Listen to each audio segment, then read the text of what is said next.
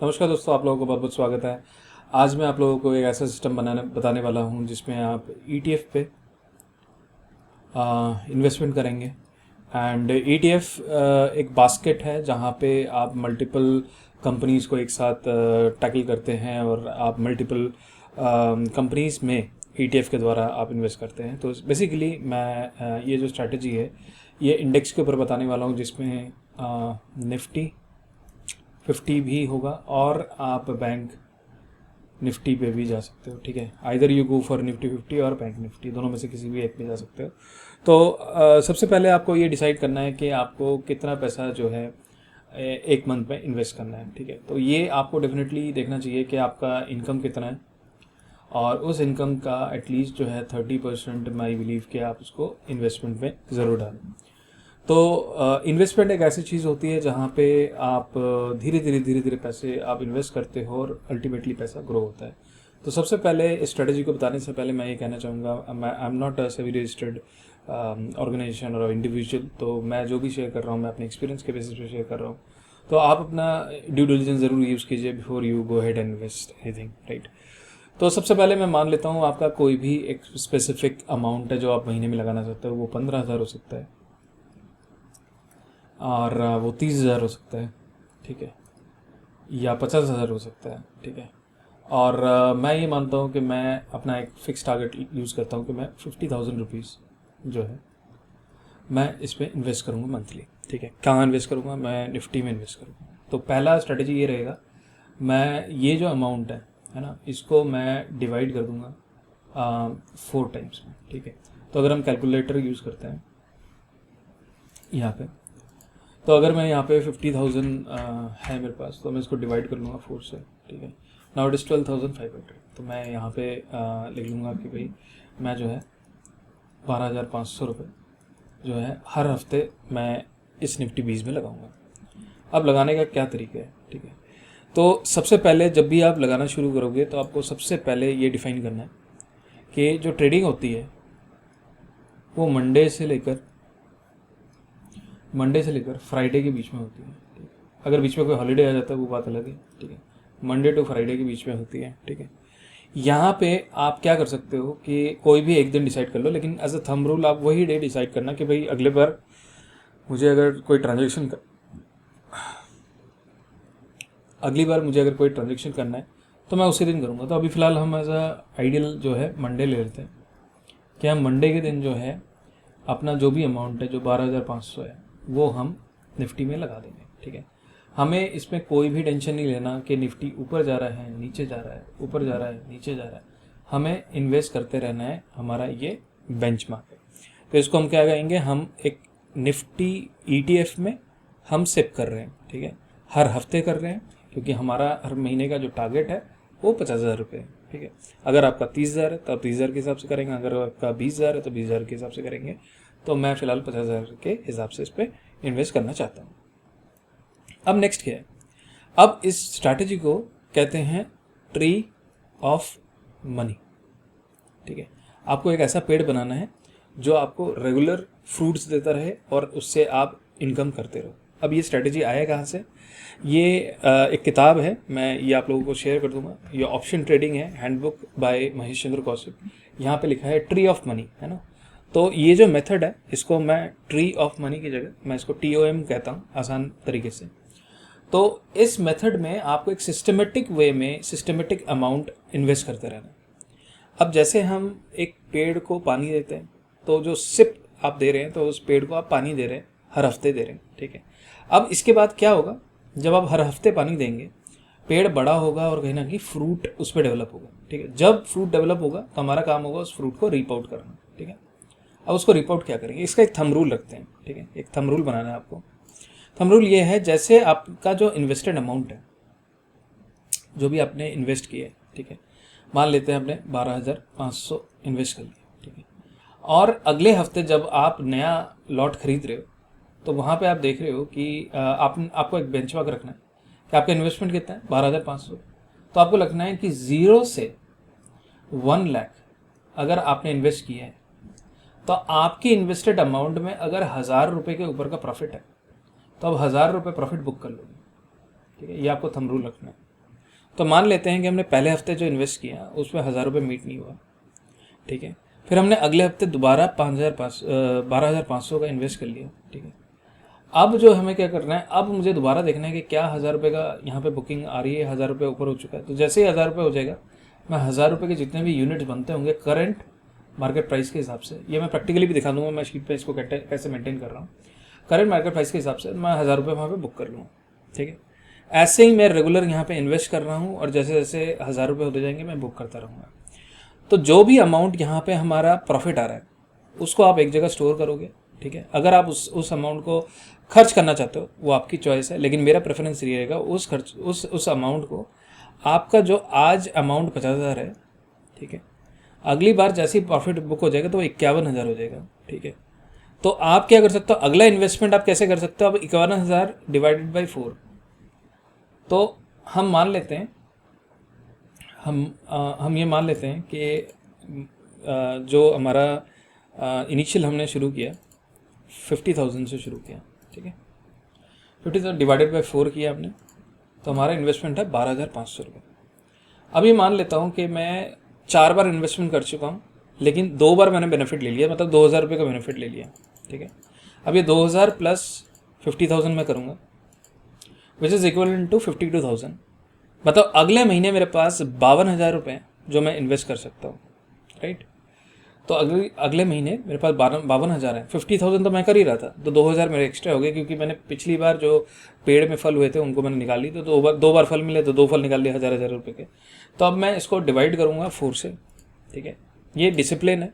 तो अब मैं 12,000 की जगह 13,000 रुपये करके लगाऊंगा, ठीक है। तो मतलब क्या हुआ, जो पहले महीने फर्स्ट मंथ हमारे पास पैसे लगाने के लिए 50,000 रुपये थे, ठीक है, जिसको हमने 4 से डिवाइड किया, तो हमारा जो इंस्टॉलमेंट बना वो 12,500 का था। कितने इंस्टॉलमेंट थे ये 4 थे, मतलब एक महीने 1 मंथ, है ना, तक हम यही करेंगे। अब ये जो हमने लगाया है इसमें 2 बार मुझे फल तोड़ने का मौका मिला, तो मैंने 2,000 रुपये मिल गए, ये मेरे पॉकेट में है। तो अब अगले महीने सैलरी आती है और मेरे पास 50,000 तो ऑलरेडी हैं। अब मैं क्या करूँगा, ये 50,000 प्लस 2,000 मैं इस पर ऐड कर दूंगा, ठीक है, which is going to be 52,000 rupees, ठीक है।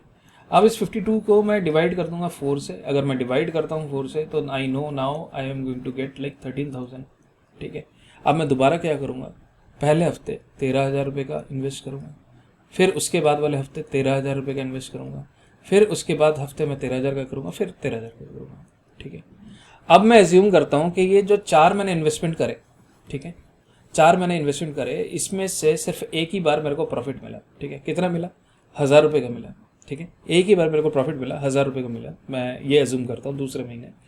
तो मुझे जो इस इन्वेस्टमेंट से प्रॉफिट मिला वो मुझे मिला 1,000 रुपये का, क्योंकि अभी भी हम 1 लाख के अंदर ही हैं, लगभग हमने 50,000 किया, 1 लाख ही किया, तो मैं 1,000 रुपये यहाँ पे बुक कर लेता हूँ। अब जो मैंने 1,000 रुपये यहाँ पे बुक किया, तो ये मेरे अगली बार 52 में 53 हो जाएगा, ठीक है। और मान लीजिए मैंने यहाँ पे 4 बार किया, 3,000 होता, तो यहाँ पे 52 प्लस 3 विच इज़ 55 हो जाता। तो इस तरह से आपको ग्रो करना है। एक तो आपका एक्चुअल इन्वेस्टमेंट भी ग्रो हो रहा है, एंड उसके बाद जो भी आपका एक्चुअल इन्वेस्टमेंट है उसके बाद जो अब हर हफ्ते देयर इज अ अपॉर्चुनिटी और अ प्रोबेबिलिटी कि आप वहाँ से फ्रूट्स जैसे आएंगे in the form of 1,000 rupees, आप उसको रीपाउ बेनिफिट करोगे। Isn't it amazing? आप इसको जस्ट फॉलो करते रहो। तो इसके बाद मान लेते हैं अब आप 1 लाख के ऊपर हो गए, है ना, 1 लाख के ऊपर हो गए। तो जैसे ही आप 1 लाख के ऊपर चले जाओगे, 2 लाख, 1 लाख से 2 लाख, मतलब पहले 0 to 1 रहोगे तो 1,000 बुक करना आप। अब 1 से 2 में हो गए तो अब आपके फल की कीमत भी बढ़ गई है, तो अब 2,000 करो अब, ठीक है। जब 2 से 3 में जाओगे तो अब इसको 3,000 कर देना, ठीक है। 3 से 4 में जाओगे तो अब इसको 4,000 कर देना।